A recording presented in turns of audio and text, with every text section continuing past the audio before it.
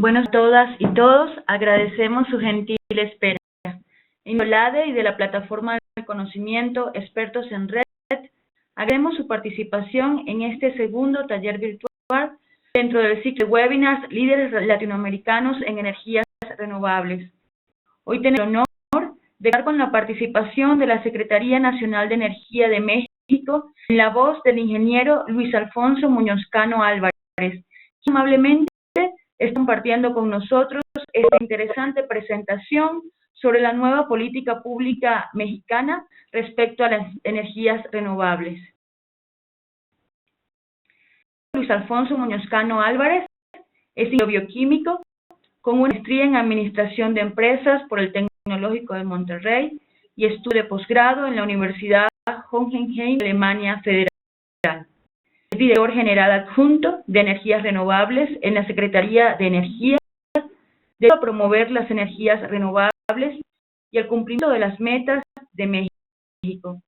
Proyectos recientes en los que ha trabajado se encuentran la ventanilla electrónica para trámites de energías renovables en red, de zonas de alto potencial de energías limpias, ACEL, la transición para promover el uso de combustibles y tecnologías más limpias, y el especial de transición energética. Pendiente, ha trabajado en Sermanat, Zagapa, la FIA de Barcelona, el Consejo Nacional Agropecuario y el Infotec. Recordar a todos los participantes que podrán hacer preguntas al presentador a través del chat con un mensaje dirigido a todos los asistentes y estas serán respondidas una vez finalizada la presentación. Pedir, por favor, mantener sus micrófonos apagados con el fin de que no exista interferencia durante el desarrollo de este webinar. Además, recordamos que este webinar está siendo grabado y estará disponible en la página de la red en los próximos días. Para dar inicio al webinar de hoy, damos la más cordial bienvenida al ingeniero Luis Alfonso Muñoz Cano. Muchas gracias por estar con nosotros, ingeniero. Buenos días. Hola a todos. Me da muchísimo gusto estar con ustedes, sabiendo que estoy hablando con un montón de países latinoamericanos. Es un placer, agradezco mucho a la OLADE que nos hayan invitado a compartir con ustedes nuestras experiencias. Y esa información que quisiera compartirles, que me temo que la voy a tener que ir pasando de manera bastante rápida. En este momento estoy compartiendo mi pantalla para que puedan empezar a poder ver la información que tengo. Solamente me gustaría saber si ven la primera lámina, la de el título de este webinar. Ingeniero. Sí, gracias. Entonces, me temo que a lo mejor voy a ir un poco rápido para poder cumplir con la hora que tenemos y dejarse antes y dejar tiempo para preguntas y respuestas, que estoy seguro que habrá muchas. Y trataré de ser muy sucinto y después estaré a la disposición de todos, ya sea en el webinar o después, para que aclarar cualquier pregunta, duda o hablar un poco más sobre cualquiera de los temas. Bien, lo que quiero es que México se encontraba en un punto de inflexión en el que ya no podíamos continuar con el sistema legal y económico para los temas de energía en el 2012. Todo daba que íbamos a tener un déficit energético en la siguiente década y trabajar con dos grandes empresas del Estado monopólicas que manejaban absolutamente toda la producción, tanto de electricidad como de petrolíferos. Ya no era rentable, no era fácil y teníamos que entrar al mundo moderno, hacer una revolución que hicieron casi todos los países hace más de 20 años. Lo que fue que en 2013 se reformó la Constitución en México, y esto es la reforma más trascendental del país en 80 años. Lo principal que cambió es permitir la inversión privada para generar electricidad. Voy a hablar de electricidad, no de petróleo. Era un operador independiente para implementar un mercado de electricidad competitivo, permitir asociaciones con la empresa del Estado en transmisión y distribución y dividir a la empresa generadora de CFE en un gran numerado, pero tiene ahora seis veces que no pueden hablarse entre sí, que les llamamos murallas chinas entre ellas, para que compitan entre todas ellas, a pesar de pertenecer a un solo corporativo. Y obviamente lo que necesitábamos era reforzar a todos los organismos reguladores. Entonces, lo que hace la reforma energética es cambiar el marco regulatorio, crear un mercado, crear mecanismos financieros diferentes, promover inversiones del sector privado y otro punto más importante, la formación de talento y la innovación, porque cuando tienes una sola empresa, el talento se estanca y la innovación más, porque a una sola empresa que no tiene competencia no le gustan las cosas nuevas, prefiere ir haciendo las cosas como las siempre, porque así había funcionado bien. El cuadro que están ustedes viendo es solamente un pequeño, una pequeña muestra de todos los cambios que a partir de ese constitucional ha ido hasta este momento y no hemos terminado todavía. Y cambios, los cuadrillos que ven ustedes en gris, acciones que afectan indirectamente la energía renovable, y los verdes, acciones que inciden directamente en las energías renovables. O sea que aquí faltan todas las regulaciones, todas las disposiciones que tienen que ver con petrolíferos o con energías a partir de energía fósil o electricidad a partir de energía fósil. Es simplemente un en el espacio de lo que está sucediendo en México a partir del 2013. Ahora, la reforma del sector eléctrico crea 3 nuevas leyes especiales que sí inciden directamente con las energías limpias, con la reducción de emisiones, con participación social y con el acceso universal a la electricidad. La ley de la industria eléctrica, la ley de energía geotérmica y nueva, porque tiene apenas un año de existir, la ley de transición energética. La transición energética lo que busca es aprovechar de manera más sustentable la energía, dar gradual a las energías limpias en participación en la mezcla, la generación de emisiones contaminantes, especialmente de cambio climático, y alinearla con los instrumentos vigentes de las otras leyes, incluyendo la Ley General de Cambio Climático que tenemos desde el 2012. Las limpias define la Ley de la Industria Eléctrica. Entonces, en México hablamos no de renovables, sino más bien de limpias. Entonces se incluyen el solar, la solar, el viento, la geotermia, la hidro, la bioenergía, las del océano, la cogeneración eficiente, la nuclear y captura de CO2 y el hidrógeno. Uno de los temas es la generación limpia distribuida, que se define en la Ley de la Industria Eléctrica, y voy a hablar un poco más tarde sobre esto, porque es uno de los grandes faltantes todavía en la reforma en México. Esta reforma ya está, ha desarrollado muy bien la energía eólica, ahora la solar, y todavía nos falta darle un empujón a la generación distribuida. Además, o la forma en que tratamos realmente de promover a las energías limpias son los certificados de energía limpia, en los cuales creamos un mercado alternativo en el que una vez que un generador inyecta energía limpia a la red, hay un certificado que se va al mercado de los certificados, y hay una disposición de cuántos cells debe tener cada consumidor. Los consumidores son los que tienen que presentarle al Estado un porcentaje de cells que se fija cada año, y con esto el generador recibe un ingreso adicional al de su electricidad, ¿no? ¿Cómo ha estado la capacidad instalada y cómo ha estado la generación a partir de este sexenio, a partir del 2012?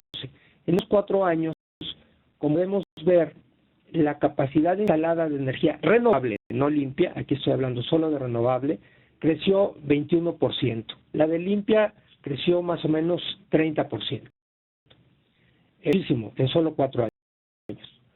La Sin embargo, si ustedes ven la gráfica de abajo, no ha sido tanto. De hecho, tuvimos un pico en el 2014 de renovables y volvió a caer en el 2015 y sube un poquito en el 2016. ¿Qué está pasando con México? La verdad es que estamos creciendo en nuestra capacidad instalada para energías limpias y renovables, yo diría más bien de renovables. Pero, nuestro generador de energía renovable, que es como en muchos países de Latinoamérica, se ha ido por cuestiones climáticas. Entonces tuvimos un pico muy fuerte en 2014 y produjimos una gran cantidad de electricidad, pero en el 2015 cayó y en el 16 se cayó también la generación hídrica, es decir, ha venido bajada. Lo que pasa es que hemos logrado repuntar gracias a que la generación eólica ha crecido muchísimo en solo 2 años. ¿Y ustedes cómo está conformada la capacidad instalada en México? Tenemos el 30 de junio, hace un año, el 71% toda la energía fósil en capacidad, el 25% de renovables y el 3% de otras limpias. Esto es básicamente nuclear y cogeneración. Y para diciembre, si aquí estamos viendo un 28, en junio un 28% de limpias, en diciembre ya andamos arriba de 30, 2016. Sin embargo, la generación, como les digo, se ha venido manteniendo alrededor del 20%. Y esto ha pasado debido a que generación hídrica se nos ha caído. Y a menos que tengamos un par de años muy buenos en lluvias, está muy difícil que remonte mucho la generación hídrica. Tenemos una meta de la Ley de Transición Energética que nos obliga a que el año que entra tengamos un 25% de generación limpia.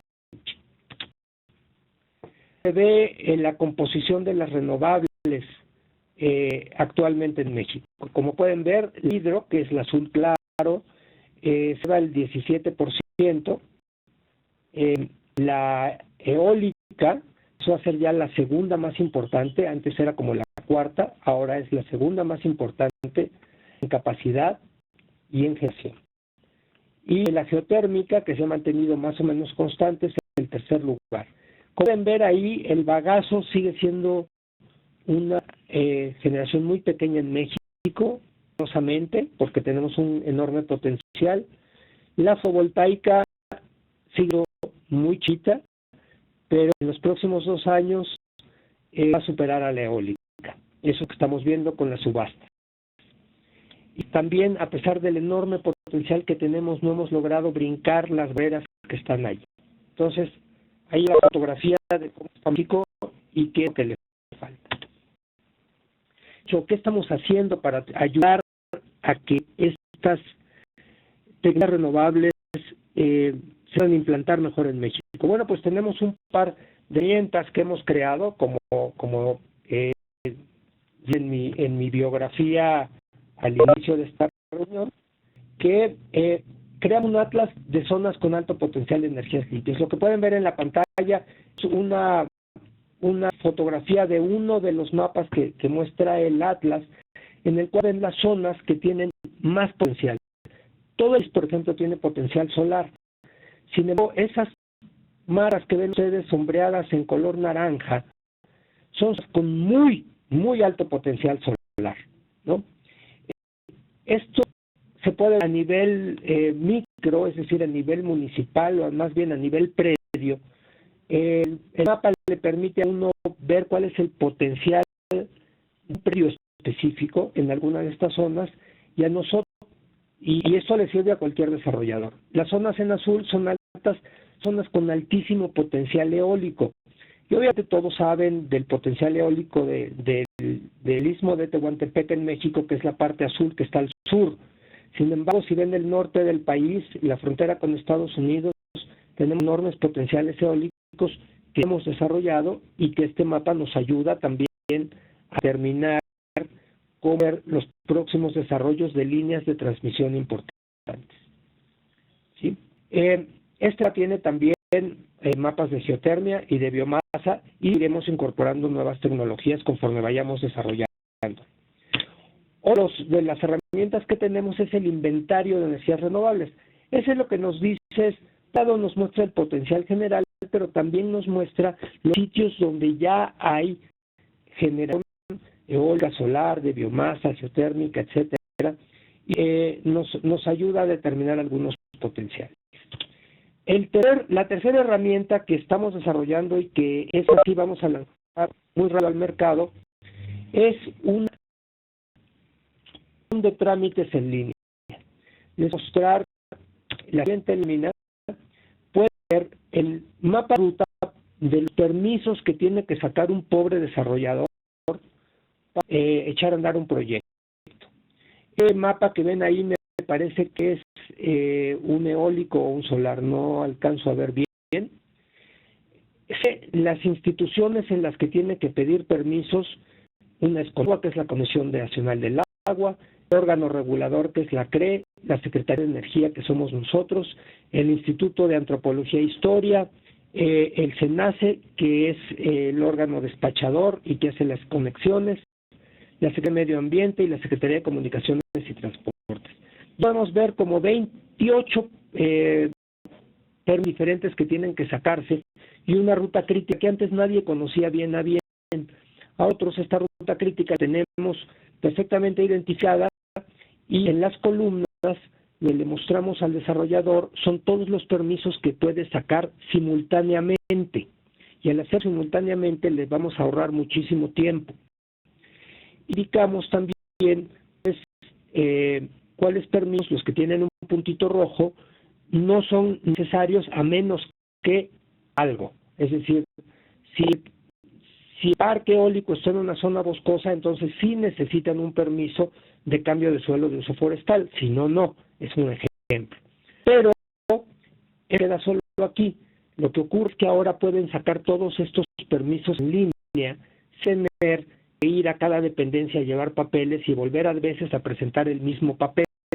Uno que se presenta al sistema, por ejemplo, el acta de constitución de la empresa, esa misma acta le servirá a todas las dependencias y no hay que llevar una copia a cada dependencia personalmente.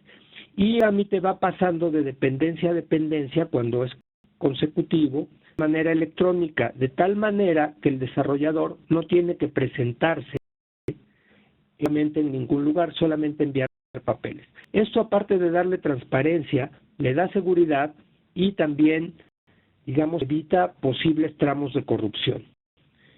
Esta plataforma está casi lista. En el próximo mes la haremos de alta para los trámites de la Secretaría de Energía, SENACE, CRE y en un par de meses más Semarnat. Pero sabemos que en muy poco tiempo todas las dependencias ya tengan todo electrónico y todo funcione muy bien. Con esto reducimos como 30% los tiempos esperados de los permisos para proyectos. De las herramientas que tiene el gobierno mexicano ha sido la estrategia de transición para promover tecnologías y combustibles más limpios que nos mandataba la ley. Esta estrategia la publicamos el año pasado y nos obliga a dar una visión de largo y de mediano plazo respecto a tecnologías limpias. La cuenta con 5 líneas de acción que tienen que ver con el marco regulatorio, con desarrollo de capacidades, con mercados y financiamiento, y con investigación, el desarrollo y la innovación. Y lo que hace es fijar metas que ya en el país como unas metas no fijadas por ley, pero de obligación por parte de todo el país. A lo que nos comprometemos con esta estrategia es al 2050 a llegar al 50% de energías limpias y en el 2030 llegar a 37%. Ahí se ve cómo evolucionaría el tema. Y tenemos la perspectiva de cómo todas las tecnologías irían avanzando hacia el 2050 y cuál sería la mezcla de diferentes fuentes de energía para la generación y consumo de energía. Pero hay una cosa muy bonita en esta estrategia que quiero contar. Todo es que la eficiencia energética es la energía más limpia y la más barata, porque es la que no consumimos y la que no genera absolutamente ninguna emisión ni tóxica ni de gases de efecto invernadero. Entonces, si trabajamos en eficiencia energética, vamos a tener muchos más resultados, incluso que le pongamos a las energías renovables. Entonces, hay metas en la estrategia de hacer al país más eficiente un 1.9% anual aquí al 2030 y a partir de entonces subir al 3.7% anual en eficiencia energética. Y es pasa, si hacemos que todos los sectores que consumen energía se vuelvan eficientes, del estudio base que es la línea gris que mostramos de cómo se va a ver el consumo en México por los diferentes factores de crecimiento poblacional, mejoras en la manera de vida y cambios tecnológicos. Debido a energética, lo que podemos es al 2050 ahorrar un 42% de la energía que estamos viendo que se va a necesitar. Pasa entonces, se ven los diferentes sectores en su consumo de energía mediante las medidas de eficiencia.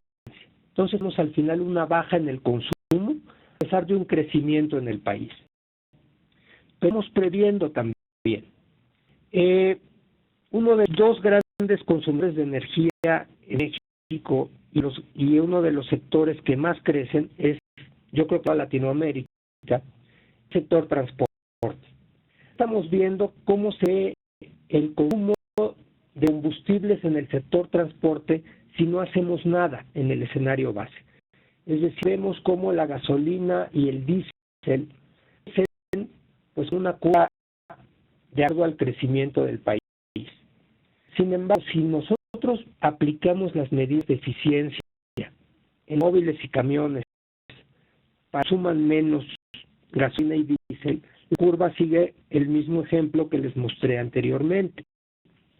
Además, metemos energía eléctrica en el transporte, y es la línea verde que ustedes ven crecer a partir del 2030, ya empieza a figurar, mucho menos la disminución de combustibles fósiles para el transporte. Lo que nos afecta aquí es a la gráfica del consumo. Y es la gráfica de consumo de electricidad que les mostré anteriormente y que bajaba, ahora subir, y tenemos entonces que debido a la electrificación del transporte, que es línea verde, que ven en la gráfica de la derecha, nuestro consumo queda prácticamente igual al que habíamos previsto o mostrado, solamente que ahora lo que tenemos es un transporte electrificado cada vez mayor y estamos pensando que para el 2050 el 50% del transporte esté electrificado. Entonces, la estrategia nos permite establecer metas y hoja de ruta para implementar estas metas, como es la reducción de emisiones de la industria eléctrica y reducir con viabilidad económica nuestra dependencia a los combustibles fósiles. Esta estrategia está disponible en la página del Gobierno de México y ahí hay una liga para que ustedes puedan ver. Aparte, tuvimos que la ley nos obliga a crear un programa especial para transición energética, espérenme, aquí marcan, para la transición energética, publicar para cada administración pública. Este programa lo acabamos de subir a la red también, ya está disponible para que todos lo vean, y tiene 4 objetivos. 1, aumentar la capacidad de la generación de energía limpia, expandir y modernizar la infraestructura e incrementar la generación distribuida y el almacenamiento, impulsar el desarrollo tecnológico y las cadenas de valor, y garantizar el acceso a la energía limpia. Y aquí nos obliga a poner metas. Nuestras metas en capacidad es crecer al 34%, les digo, ya estamos en más de 30%, y 5% en generación, que es la ley, y hicimos nuevas metas en gestión limpia distribuida. una generación limpia distribuida de unos 520 megas de capacidad para el fin del año que entra, y que movilizar por lo menos millones de pesos en financiamiento a empresas y a privados que requieran meter capacidad distribuida o generación distribuida. Yo me quiero enfocar la plática a dos temas interesantes. Es la democratización de la energía. Nosotros pensamos que la energía renovable es una enorme oportunidad para hacer que la generación de energía se democratice. ¿Qué decir esto? Que el pequeño consumidor se vuelva pequeño productor, que las pequeñas empresas también se vuelvan productoras de energía. Y eso lo garantiza de alguna manera la Constitución mexicana, y al decirnos que el desarrollo debe ser integral y sustentable. El integral, por integral queremos entender que le llegue a todo mundo. Entonces, aquí tenemos una enorme oportunidad para que haya más energía a menos costo para todos. Y una obligación por ley del servicio universal. La ley nos dice que todos los mexicanos deben de contar con servicio eléctrico. Y aunque somos posiblemente el país latinoamericano o unos países latinoamericanos que tiene mayor cobertura eléctrica, tenemos, según yo, el 98.5% de la población ya cuenta con energía eléctrica, lo cual suena muy bien, pero cuando hay un país de 112 millones de habitantes, quiere decir que todavía hay más de 2 millones de personas que no tienen electricidad en sus casas. Entonces, justamente las energías renovables nos dan una enorme oportunidad de reducir el costo de electrificar estas comunidades, porque sabemos que son comunidades que en primer lugar están muy aisladas, a kilómetros y kilómetros de la red, en condiciones geográficas muy difíciles, donde llegar a estas comunidades a lo mejor hay que montarse en un burro o en un caballo durante horas, y que vender un cable para alimentar 3 o 4 casas es excesivamente costoso. Y sin embargo, cuando damos poder poner paneles solares con baterías para que cuenten con una red o por lo menos con electricidad en su casa, vemos el costo de una manera muy importante.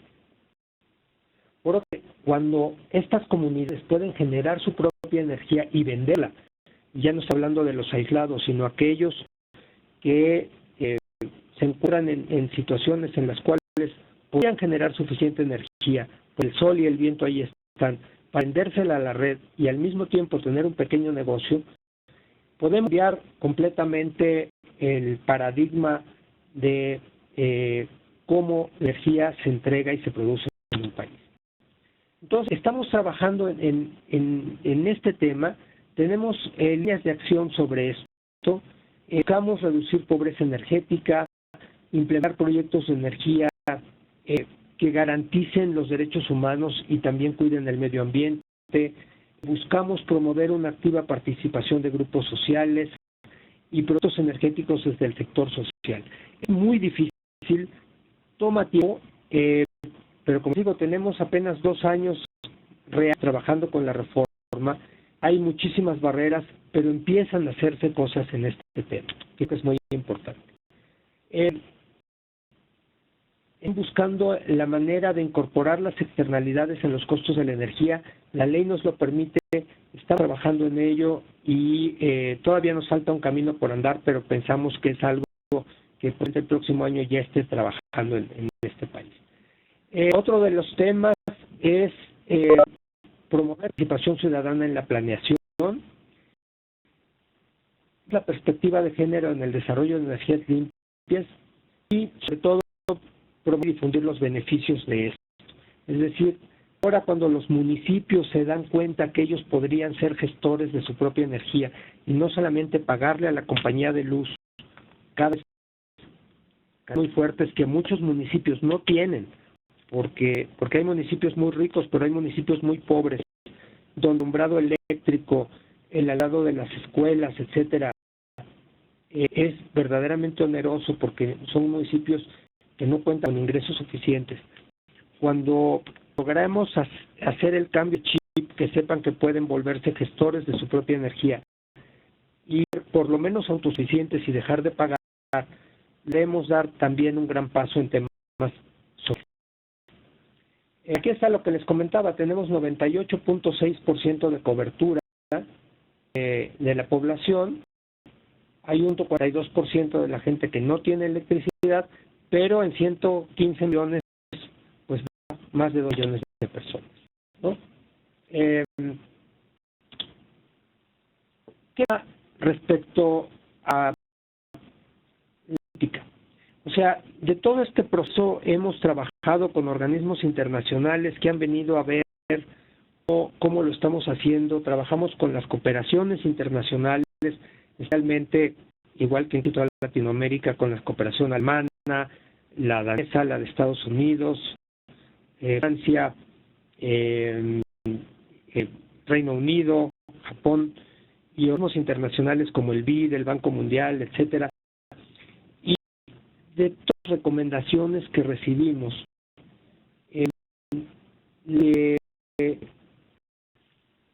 antes y sobre las que tenemos que seguir trabajando es en los procesos de planificación, tenemos que seguir mejorando el ambiente de negocios. Todavía el país cuenta con muchas barreras que dificultan la implementación de negocios y de inversiones privadas. Por eso que tenemos que integrar más renovables al sistema, y el enorme reto que tenemos es que nuestras redes son viejas, son obsoletas, son muy centralizadas y por lo mismo todavía tienen muy poca flexibilidad para las tecnologías intermitentes. Las tecnologías intermitentes se encuentran muchas veces lejanas a los centros de consumo. Entonces necesitamos mejores redes, necesitamos una red más reticulada, menos troncal. México ha sido un país muy centralista, entonces tenemos redes muy troncales, norte-sur, que necesitamos reticularla más. Y lo más importante, administrar el conocimiento y desencadenar innovación. He estado invirtiendo en el tema de innovación. México pertenece al de Mission Innovation de Naciones Unidas, que se comprometieron a duplicar los gastos en investigación y desarrollo en los próximos 5 años. Y en el tema energético estamos haciendo grandes esfuerzos por poner esfuerzos de investigación en el sector de geotermia, eólico, solar, aeromotriz, bioenergía, incluyendo biomasa, biogás, combustibles, y trabajando también en la creación de certificaciones y de trabajadores certificados que puedan trabajar con energías renovables. Entonces, como les decía, tenemos que mejorar nuestra planeación, tenemos que usar mejores prácticas, mejores modelos y seguir mejorando nuestro marco regulatorio. Es decir, la tecnología nos va correteando dentro de esta forma energética, llegan nuevas tecnologías, nuevas innovaciones, y hay que estar adecuando nuestro marco regulatorio para aceptar estas innovaciones y para aprovecharlas mejor. Yo creo que en el futuro tendríamos que trabajar en los temas de respuesta a demanda, es decir, tasas que obliguen que motiven a los consumidores a mover sus horarios de consumo para que reduzcamos los picos que tanto trabajo cuestan en las redes eléctricas. Mejorar nuestros mecanismos de precios en este nuevo mercado que tenemos un año de haber estrenado. Todavía hay precios que no se ven reflejados o que no están regulados y que tenemos que regular, como son los servicios conexos de la energía de base, y que hay que trabajar en ello todavía. tenemos obviamente que seguir promoviendo inversiones y diseñar tarifas que incentiven a invertir en los activos críticos como son la transmisión. Es decir, todo el mundo sabe que invertir en una eólica puede ser buen negocio o en una solar. Sin embargo, todavía no está muy claro el que invertir en una red de transmisión tenga que ser igual o mejor negocio, ¿no? Tenemos que modernizar la red distribuyendo el costo. El país no tiene los recursos suficientes para hacerlo por sí mismo, entonces tenemos que distribuir ese costo de la manera más justa posible.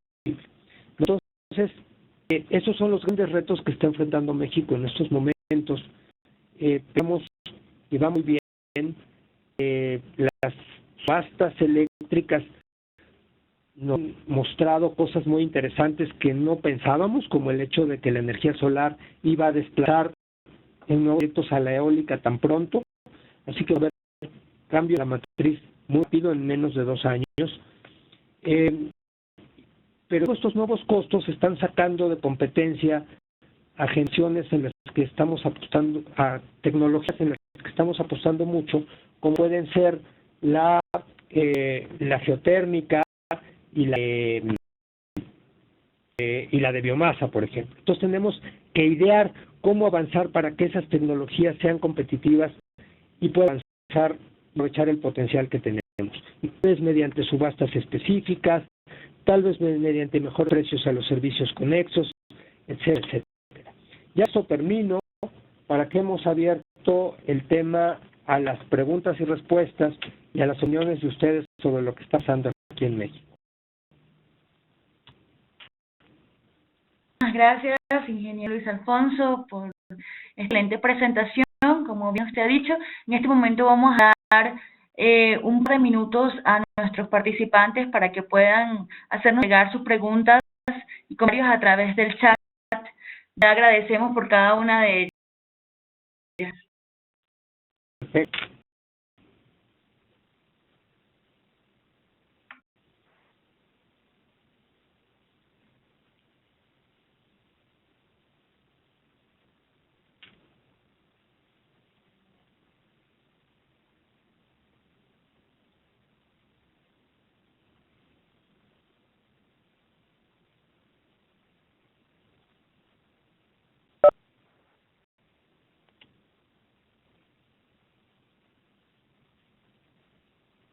¿Me escuchan todavía? Sí, ¿verdad? Sí, ya escuchamos. Tenemos una pregunta, ingeniero, de Juan Pablo dos Santos. Nos pregunta cómo funcionan las subastas energéticas. Las subastas funcionan de la siguiente manera. El órgano, la Comisión Federal de Electricidad, en su parte distribución, es decir, el que es el suministrador a todo el país en este momento, o casi todo el país de energía eléctrica, hace sus cálculos de cuánta energía, cuánto consumo va a haber en los próximos años, y entonces, en lugar de lo que hacía antes de ver nuevas plantas, lo que hace es que ahora se acerca al mercado y dice, yo voy a comprar tantos millones de gigawatts o tantos miles de gigawatts anuales durante los del 2019 al 2025, por decir, o por 15 años. Y abre la subasta para que nuevos proyectos propongan mediante un precio y la inversión en alguna planta de algún tipo, proponen abre esta demanda. Entonces se abre mercado, ahí se abre la subasta, una serie de reuniones en las cuales se explican detalles, se ponen unas reglas para esa subasta y después mediante procesos de cómputo, no entiendo muy bien, escogen a los ganadores, que son aquellos que ofrecen las mejores condiciones al suministrador. Y después se celebran contratos de compra-venta en los cuales los proveedores de energía se comprometen a suministrar tanta energía cada año al comprador, que va a ser la Comisión Federal de Electricidad. Hasta dos subastas, está a punto de publicarse, ya empezó la tercera, en el cual el único comprador era la Comisión Federal de Electricidad. En esta tercera, ya empezó a trabajarse, se espera que haya otros compradores, es decir, ya habrá otras empresas que compren electricidad, que pueden ser tanto empresas distribuidoras, que nada más compren para vender, o empresas, grandes empresas que requieren de mucha electricidad y que se acercan al mercado para buscar el mejor costo. Así como van a ir evolucionando las subastas. Otra. Sí, aquí hay varias. Yo las puedo decir. Adelante. Pasaron varias, qué barbaridad. Bueno, en el caso del impulso a la generación distribuida va a haber un esquema de financiamiento. A ver, creo que son dos temas diferentes, generación distribuida y eficiencia energética.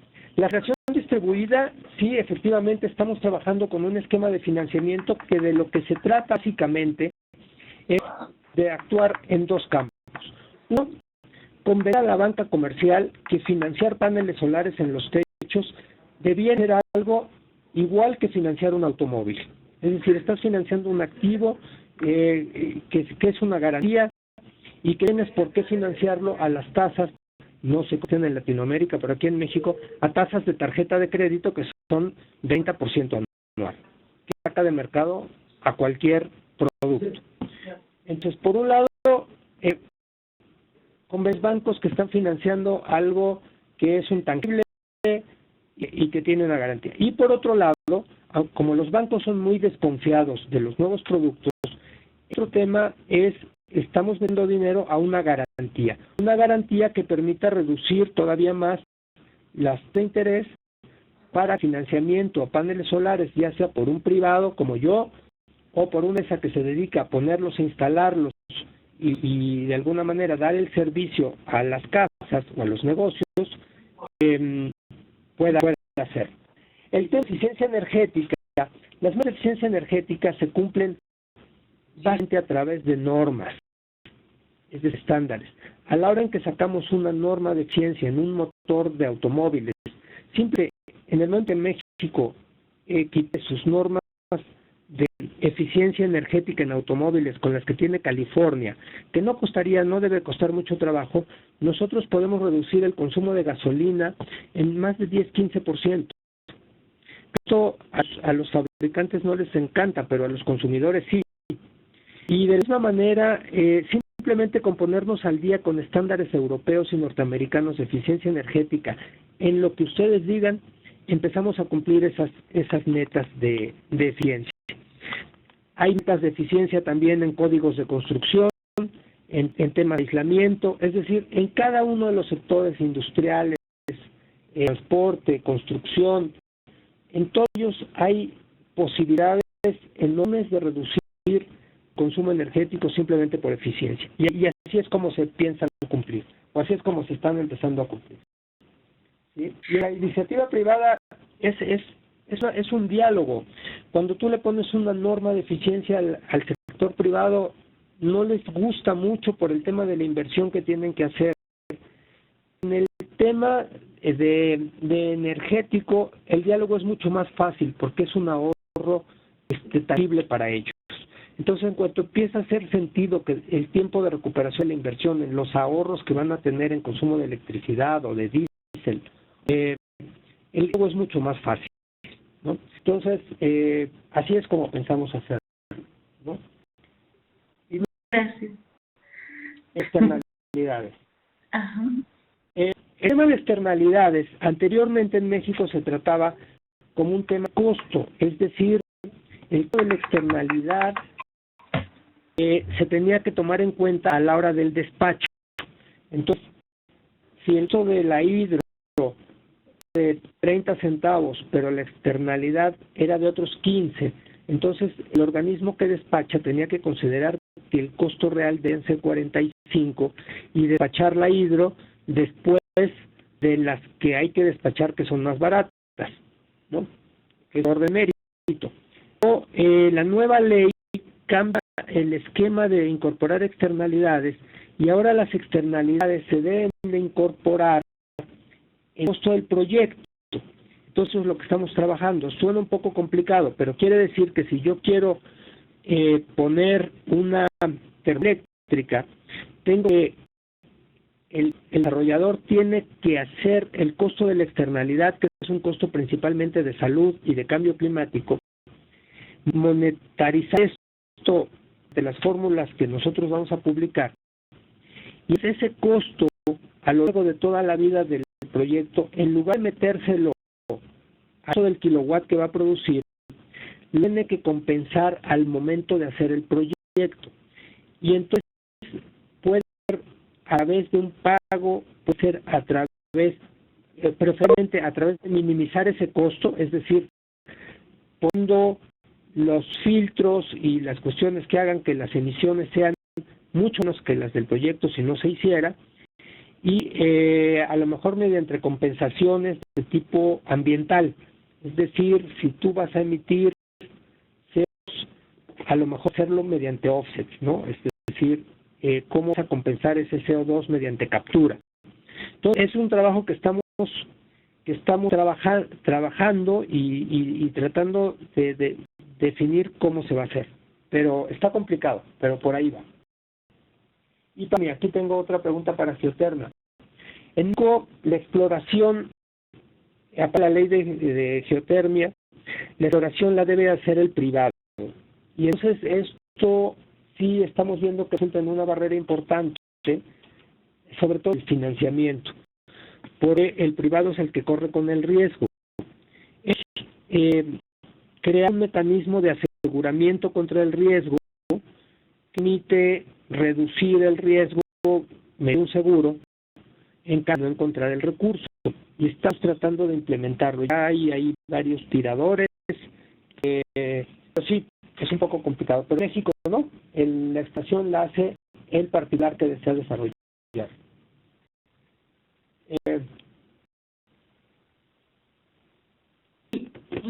Tenía una pregunta acerca de dónde conseguir la presentación para los participantes. Una vez que se finalice el webinar, vamos a publicar en el enlace que les he colocado en el chat, digamos, las diapositivas que ha dado el ingeniero Luis Alfonso para hacer la presentación. Y aprovecho para decirles también que en unos 2 o 3 días estará disponible también la grabación de este webinar en el mismo enlace.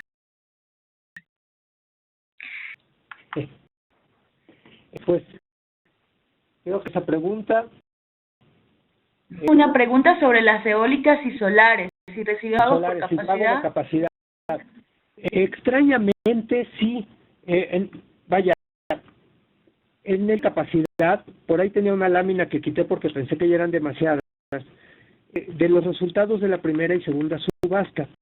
En la primera subasta se dio un pago máximo de capacidad que era irrisorio, entonces nadie ofertó capacidad. Todo el mundo ofertó energía y CELS, los certificados.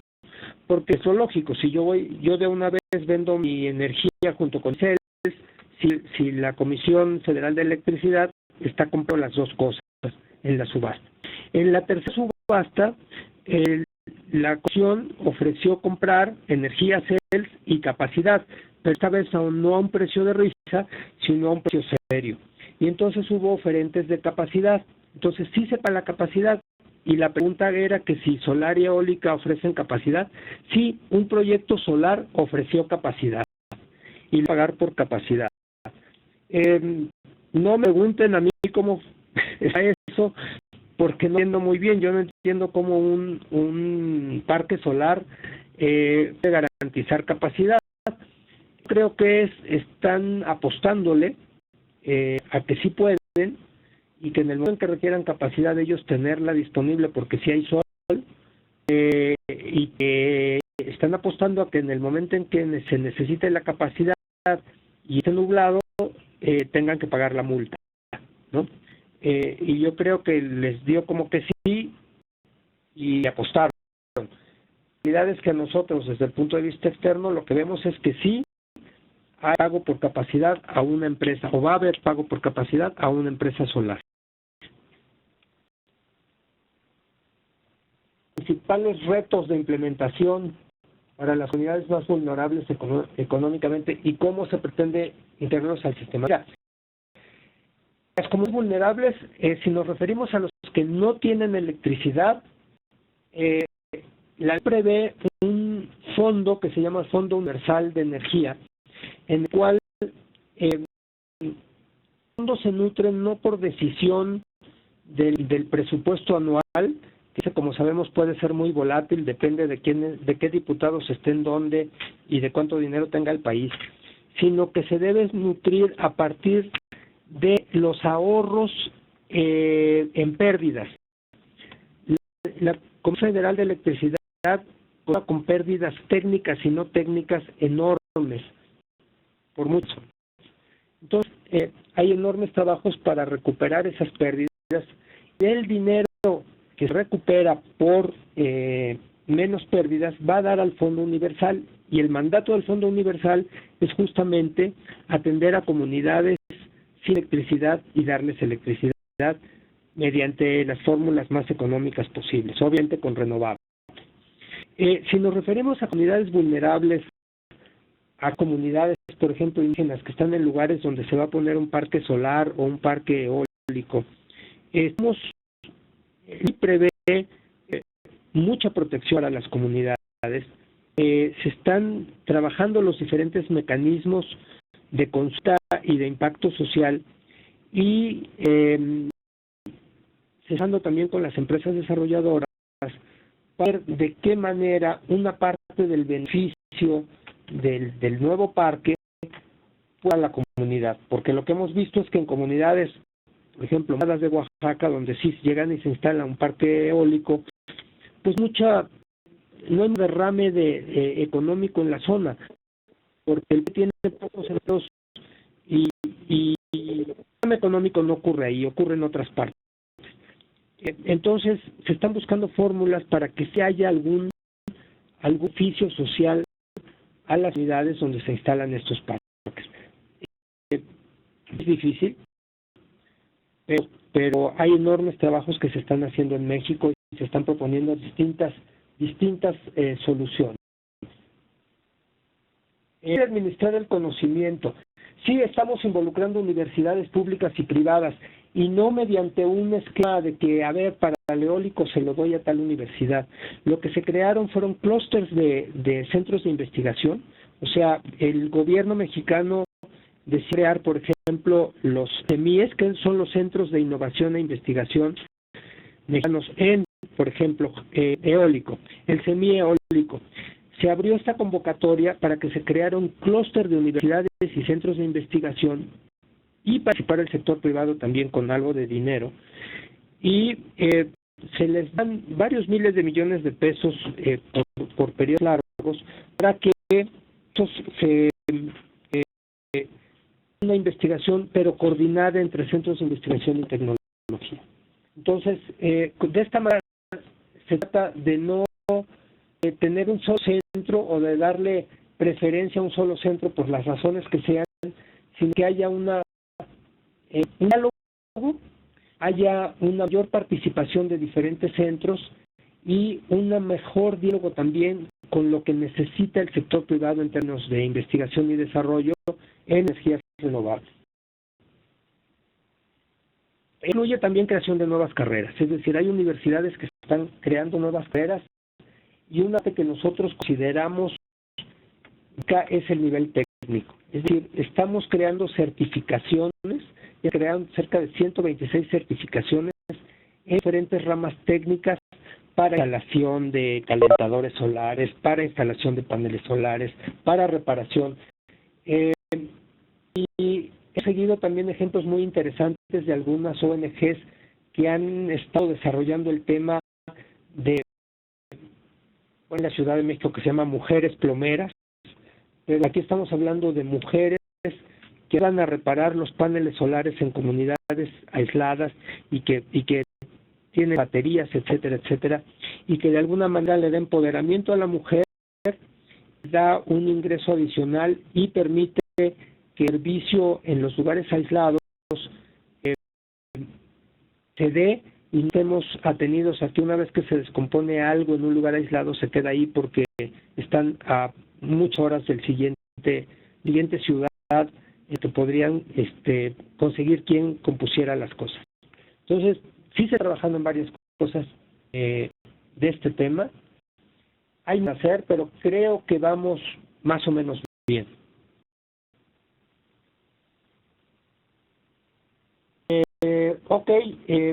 Pablo, el contacto que alguien esté trabajando con mucho gusto.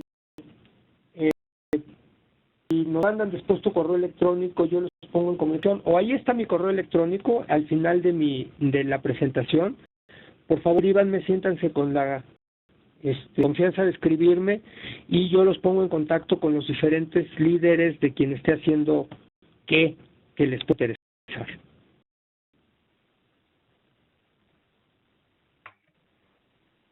Gracias, ingeniero Luis Alfonso. Tenemos una última pregunta de DGT. Nos dice, ¿existe un nivel máximo de capacidad de las centrales no modulables, eólicas y solares en despacho de operación del mercado? No en pregunta, pero efectivamente cuando se hacen las subastas, lo que se publica son las capacidades de los nodos y de acuerdo con esto, dónde cabe o dónde no cabe una nueva adición de tecnología eólica o solar. Tiene que ver un poco con la saturación de los nodos y tiene que ver también con el contado de la red en ese nodo. Cuando las reglas del mercado en México indican que si un desarrollador insiste, quiere meter su tecnología, su parque eólico a la red, la ley dice que lo tiene que aceptar. Entonces, si para aceptar esta enorme capacidad de un nuevo parque eólico en la red, hacer un rozamiento de los nodos de la red misma para desahogar esa energía, esa inversión corre a cuenta del inversionista, lo cual es excesivamente caro. Sin embargo, si un estudio se determina que ese reforzamiento de la red y del nodo es beneficio general, es decir, no solamente para ese generador, sino para la red en general y para otros generadores y para los consumidores, entonces lo que ocurre es que deja de ser responsabilidad de esa inversión del inversionista y se vuelve una responsabilidad del administrador de la red, que es la Comisión Federal, y entonces se construye, se dice, el gobierno le dice a la CFE Transmisión, tú tienes que reforzar la red a ese lugar, y se lo hace como negocio, es decir, ya se lo, o con ayuda de otro inversionista, se hace y el costo se manda las tarifas generales de transmisión para que haya una recuperación de la inversión. Entonces, cuando se determina que es para beneficio de la red, entonces se hace como negocio aparte, y cuando es por insistencia del particular, la tendría que pagar el particular. Entonces son las formas en que se soluciona este tema. Agradecerle nuevamente, ingeniero Luis Alfonso, por la excelente presentación que nos ha brindado en el día de hoy, y a través de usted agradecer también a la CENER por la gran receptividad y interés que vamos a aceptar esta invitación de OLADE para compartir la región la experiencia mexicana en la incorporación de energías renovables a su matriz energética. Ha sido un gran honor contar con usted en el día de hoy, contar con la CENER, y esperamos que podamos repetir actividades similares en el futuro. Muchísimas gracias por su participación. Gracias, les agradezco su atención y aquí estoy cuando quieran contactarse conmigo por correo electrónico o otro medio. Encantado de dialogar con ustedes. Gracias, OLADE. Y bueno, hasta pronto, espero. Muchas gracias. Agradecemos a ti mismo a todas las personas que se han conectado en el día de hoy a este webinar desde diferentes países de Latinoamérica. Mil gracias por su conexión. Esperamos seguir contando con ustedes en los próximos eventos que serán difundidos a través de la página web de Expertos en Red, expertosenred.org. Muchísimas gracias a todos. Que tengan un feliz día. Luego. Hasta luego. Muchas gracias.